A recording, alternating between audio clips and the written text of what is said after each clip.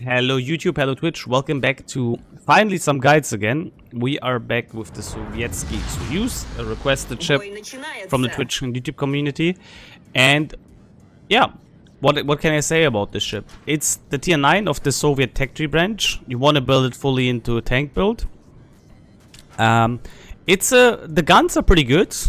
The reload is more on the slower side with 29 seconds at reload mod. Most ships have like 26-ish on that tier. However, they do hit like a truck, the guns.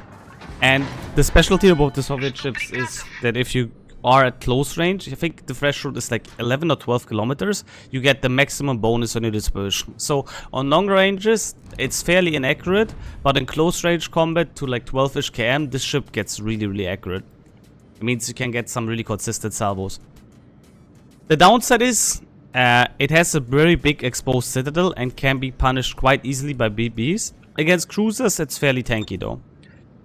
This counts in for the entire line besides Kremlin. Kremlin gets so much armor that at that point you can broadside quite often or be slightly angled and ricochet or shatter shells. So up to this point you should really learn how to angle on the BB because most Soviet ships, battleships are very easy to citadel. Looking at the matchmaking, we are mid-tier, there's some tier 10s, there's a lot of TDs, there's a submarine as well. And generally we want to support our team in medium to closer ranges. That's however only a possibility if the scenario, the situation in the game allows it for us. Like just because you're really good at close range, it doesn't mean you should int instantly.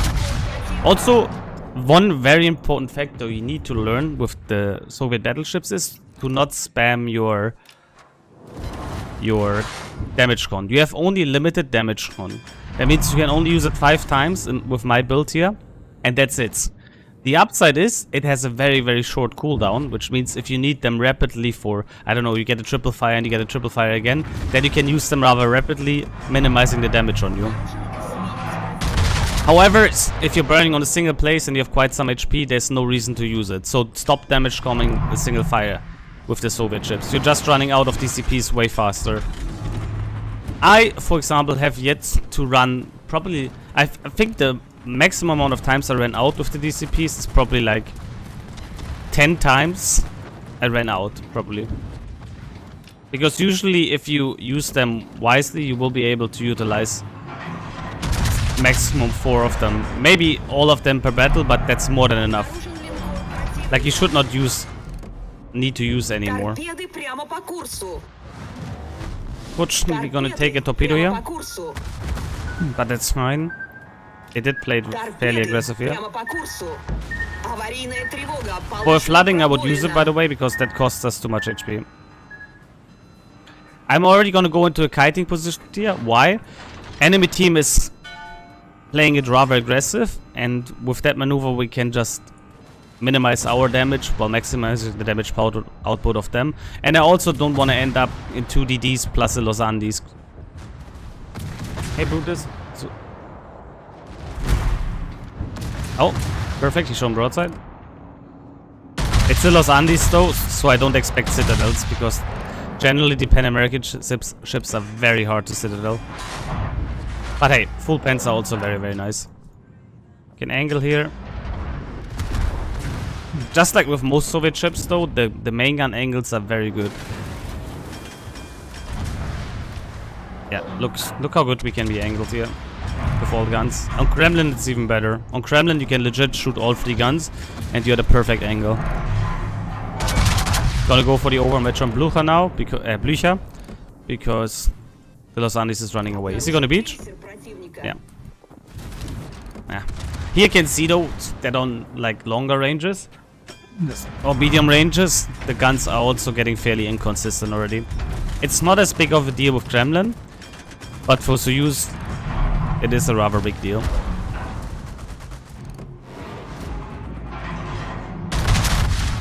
Another pretty decent upside, by the way, of the ship is that the detection is pretty good with 13.4. There's better tier 9 BBs, but on tier 10 with the Kremlin, it's a really good value. But 30.4 is not bad for a BB, to be honest. Okay.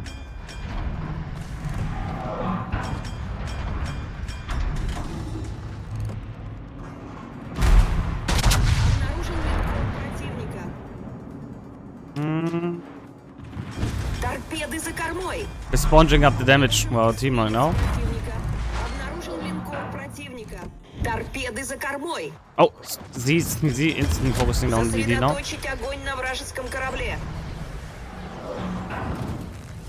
Our submarine won't be able to spot the Z, unfortunately.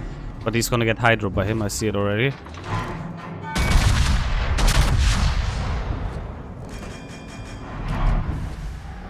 Again, we have to play it fairly safe at the moment.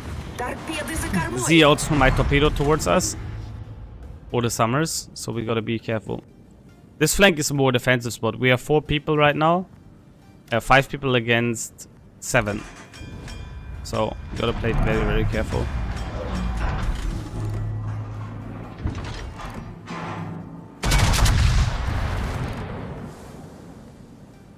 That is also going us. We're gonna rotate over here. Like always, adapt your playstyle to the current battlefield situation. We need to kite here. We need to defend. There's no way we can push. We have no DD here because Shima rotated to B. Our Utrecht is not in a spot where he can constantly airstrike at the moment, which is also pretty annoying. So he's losing a lot of his potential damage. Like that Utrecht, for example. Look, for example, this Utrecht here cannot use his main guns at the moment, nor his airstrikes. So he's effectively, when it comes to damage output, useless for us right now. The Los Andes caught me in the turn because C-52 is spotting me, but we need to get a bit closer again. I need to utilize these islands here. The good thing though is Los Andes is fairly inaccurate on these ranges, which helps me a lot.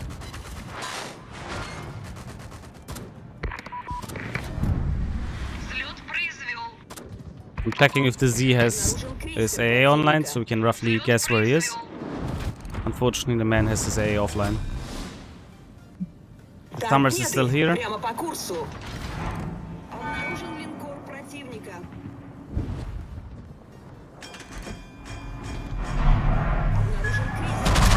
Blücher opened up again. We caught them perfectly in a turn now. We're gonna heal here. There's also a submarine. Can we kill the Blücher? No, we cannot kill the Blücher. One thing that's pretty bad on Soyuz, at least it feels really bad for me, is the what is it called? The rudder shift. The rudder shift feels really, really awful, to be honest. But as you can see, we get closer. The dispersion is improving. I need to kind of commit here right now because our flank is completely getting crushed. Our Utrecht should start throwing on these people. Not good. Like, currently we're getting completely crushed. Those are the Z torpedoes, yeah. Should have angled a bit in first. That was kind of a misplay.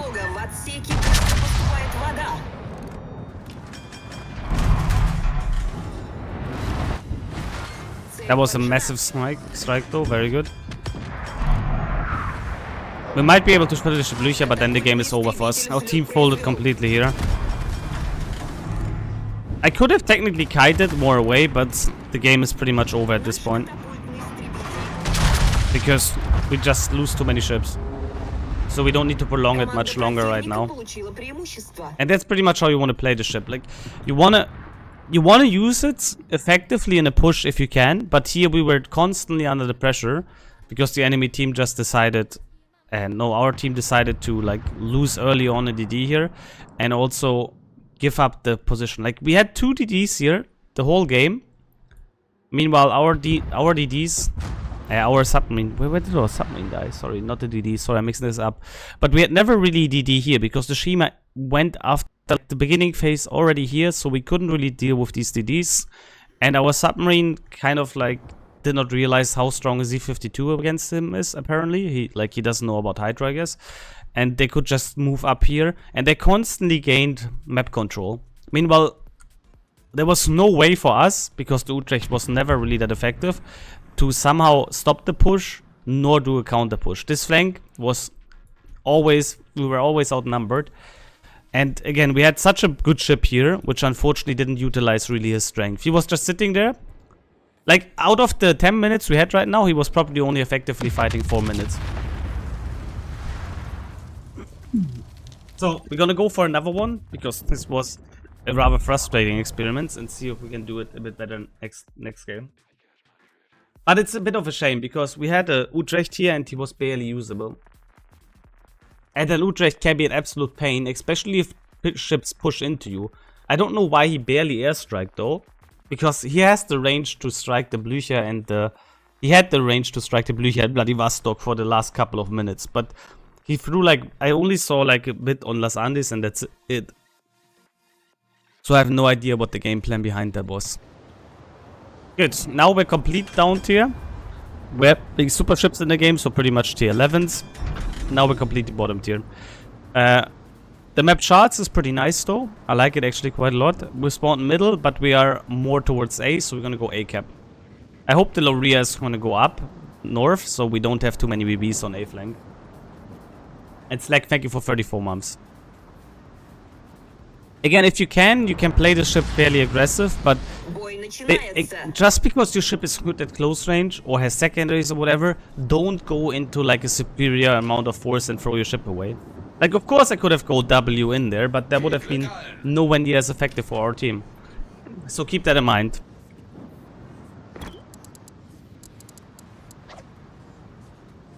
Luckily this time we have a DD on our flanks. Hopefully it's not gonna end instantly on A.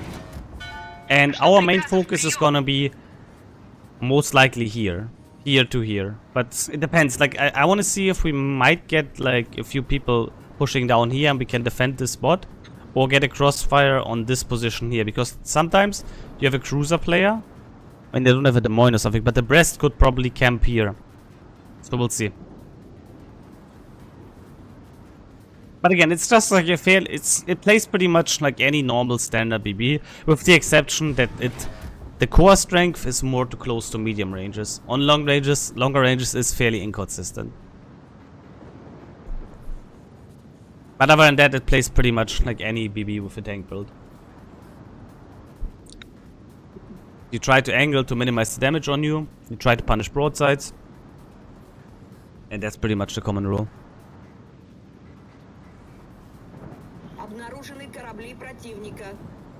It doesn't mean we cannot like open up on max range. Like if we see a Venezia broadsiding on max range, we're still gonna shoot him.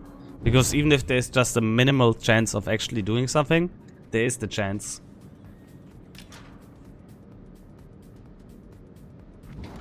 Oh, there's the Brest.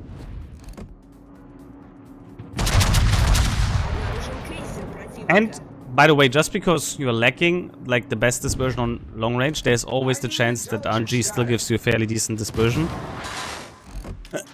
Where we just got 8k. I'll take 8k at max range with Soyuz. That's not a bad salvo. Sure, a Citadel would have been cooler, but you know, you can't ask for everything. Monetary, by the way.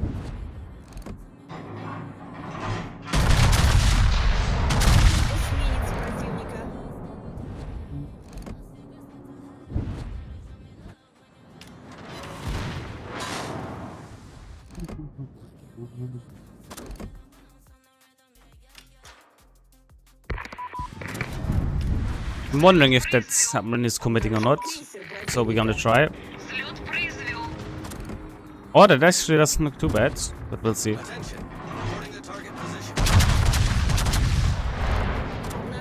No? Okay, he turned away.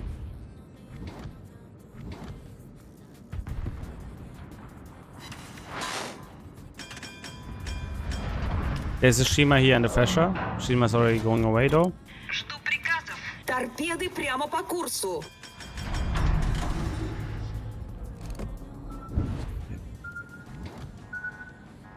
Торпеды справа по борту. Oh. Roll pinged.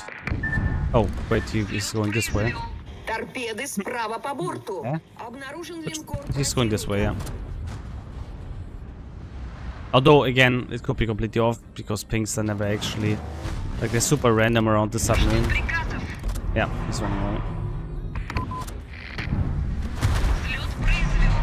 It was a bit unnecessary, the damage.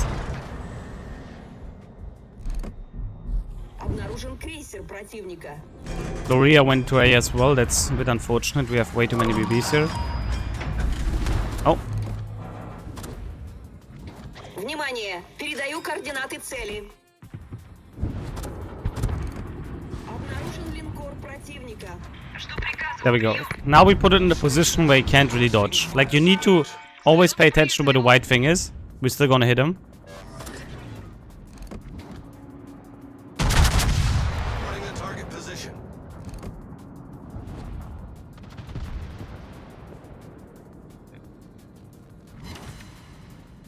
Rest is committed nose in. That's perfect for us. That's easily for us to deal with.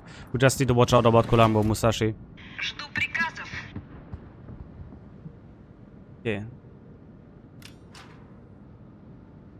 Обнаружен эсминец противника. We're gonna use our concealment here right now to go a bit closer. Like, here I see a potential opportunity, depending if my team wants to play with me or not, to get the Brest and the Musashi.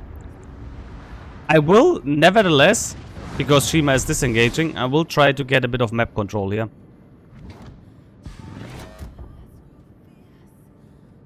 Поддержите It would be огнем. cool. The problem is here we have all three BB. We have 3 BBs here now. It would be cool if 1 BB would be here for potential crossfire. Right now we have all the firepower on the front, on one specific flank, which is not optimal. So it would have been cool if we had a BB here.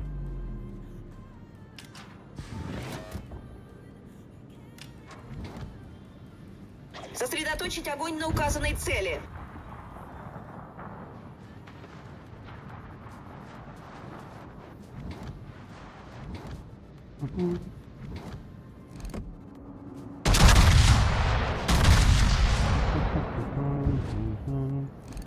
We're gonna take this cover here, so Colombo can't strike us. Wow, that was actually really sad damage for 5 pens. We got like 8k damage there. Okay, he's running away. Взлет произвел. Взлет произвел. We gotta keep the island between me and Columbus, so we don't get zapped. Nice, we got a hit on the submarine, very good. He can't torp us here. And we're good. Wisconsin will not hit us either. Жду приказов. Прием.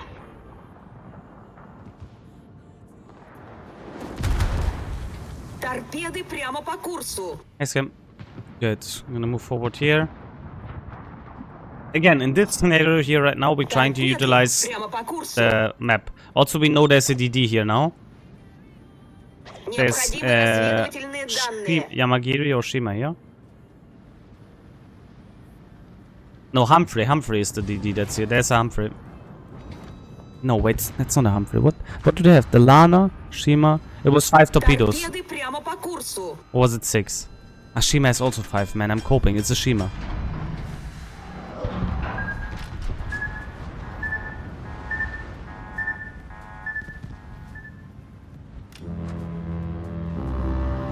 We gotta wait here. We don't want to push out broadside because the Brest could potentially sit at us.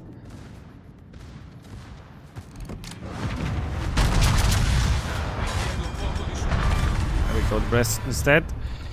Вражеский крейсер. Now it would be cool if our Yamagiri moves up because we have a big problem here and that's the Shima. Истребитель взлет произвел.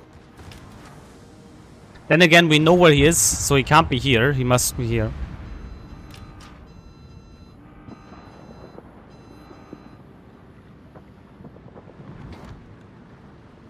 Need to angle fast here before Colombo shoots AP.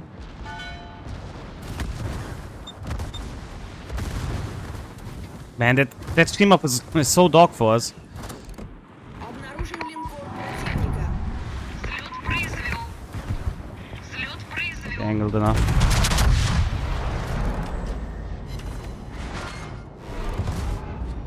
I need to turn hard left now if I don't want to die. Пожарная тревога. Наш катапультный истребитель уничтожен. Вражеская подводная лодка уничтожена. Colombo can't shoot anymore. His reload is too bad. We're gonna make it to cover against Wisconsin Musashi. Жду приказов. Прием. And we're potentially safe from Shima torpedoes. Like, you need to time this. You need to know a few values here. For example, I knew the Colombo was not gonna get a second shot off because this reload is too long. And Wisconsin just shot. That was the only reason why I turned here. If Wisconsin didn't shoot earlier at that point, we would have not been able to turn here. Good. The problem is Shima might YOLO us, Справа по борту. so keep that in mind. Damage-wise, it's not gonna be the best match, to be fair, but at least we're having our impact.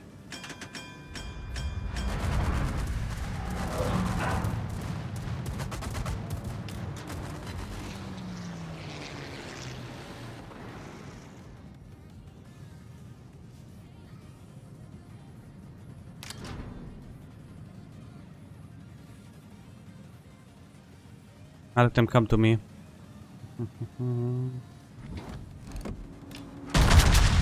Yeah, kite away, bro. It's not like we have the points and the cap control soon.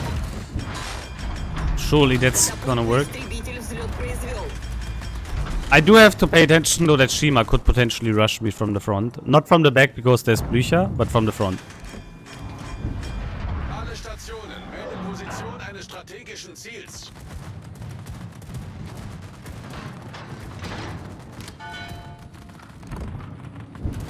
Like, as boring as it sounds right now, we need to stay here for now. We don't want to give them 3 points. And if I push them right now, the Musashi and Wisconsin will kill me rather quickly. Or Shima torps, because he's lurking somewhere here. Right now we're gonna wait a bit, because the points are ticking. Once we have a safe gap of points, we can start pushing out. But for now we're gonna stay here a bit. Because there's always the possibility that, for example, the Amagiri ins against the Venezia right now, and that changes the outcome completely. Alternatively, you can wait for a full broadside shot on the Musashi as well. Катапультный истребитель, возвращаюсь. Or use the island like this.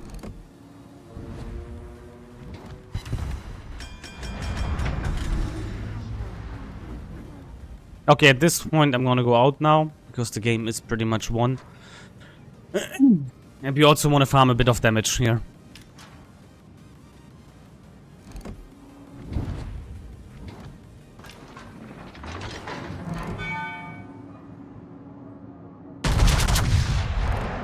We're not gonna Citadel the Wisconsin. Oh, there's the Shima tops. We're not gonna Citadel the Wisconsin, most likely, because he has like the lowest Citadel in the game. But we can still get some nice chunk damage. And what we're gonna do now is we're gonna go like this, so we're angled against Shima torps. That's Shima torps and the battleships.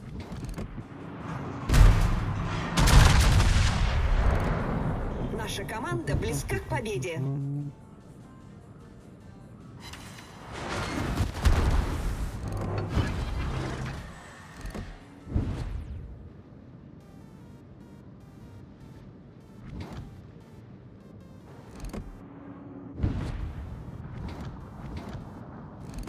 The good thing is, with this move now, we're gonna get up to our average damage again. We are fairly close to these targets, so you can see our dispersion is getting quite consistent. And soon we should break 100k, which is very nice. And then we probably end up with like 120 or something in this battle, and that's a pretty decent value of 49. Nothing too impressive, but we put our weight into this battle, and that's the important part. I can also DCP this fire. Why? Because I'm fairly low and we have so many DCPs ready, which we didn't use yet, so we're just gonna use it now. Катапультный истребитель взлет произвел. I expect at any point of the game now to get more torpedoes from the side, so we should keep that in mind. We're gonna go down here eventually.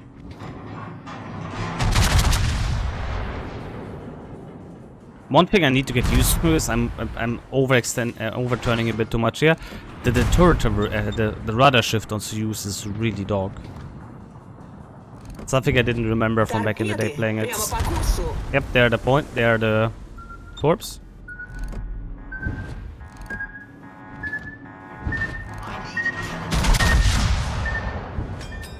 Oh, there's the one chance that we might Citadel him because he's lifting the Citadel, but no.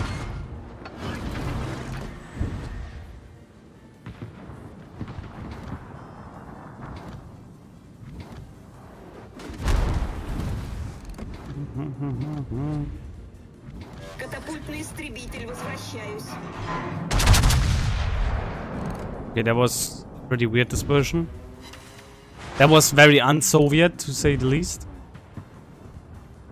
The turret angles are a bit worse though as of Kremlin, I saw it now. And we ended up at... I mean, we ended up a bit less than 120k, but still fairly nice. We killed the submarine. We killed the Brest. 170k damage, so not too bad for being bottom tier. We also got Dreadnought, which is very nice. In our detailed report, you can see we took quite some damage. And we ended up 4th. That's okay. So, if you like the content, be sure to like, comment, and subscribe. That's how you play Soyuz. The biggest downside, again, is the weak broadside armor when you show full broadside. And also the bad rudder shift. Like, the only thing I really noticed, for me, from playing right now, the rudder shift feels really, really bad. Don't know why. Maybe it's because it takes very long to accelerate out of it again. But anyway, hope you enjoyed this, and that's how to play Soyuz.